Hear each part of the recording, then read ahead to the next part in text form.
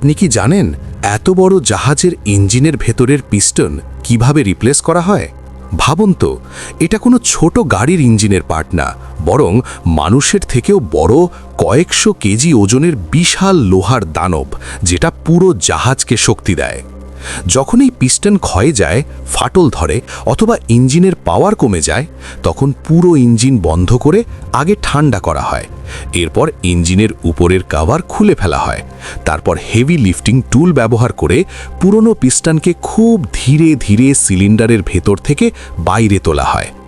এরপর ভেতরের অংশ ভালোভাবে পরিষ্কার করা হয় এবং চেক করা হয় যাতে সিলিন্ডার লাইনার একদম ঠিক আছে কিনা নিশ্চিত হওয়া যায়।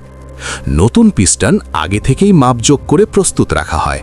তারপর সেটিকে খুব সতর্কভাবে ভেতরে বসানো হয় এবং কানেক্টিং রডের সঙ্গে সংযুক্ত করা হয়। এরপর প্রতিটি বোল্ট নির্দিষ্ট টর্ক অনুযায়ী শক্ত করে টাইট করা হয়, যাতে ভবিষ্যতে কোনো ভাইব্রেশন বা সমস্যা না হয়। সবশেষে ইঞ্জিন টেস্ট রান করা হয়, আর যখন সেটা আবার গর্জে ওঠে, তখন বুঝে নিন স্টিলের এই হৃদয় আবার নতুন করে জীবিত হয়ে উঠেছে। আপনিও যদি এই স্টিলের হৃদয়ের শক্তি দেখতে চান, তাহলে ভিডিওটি শেষ পর্যন্ত দেখুন।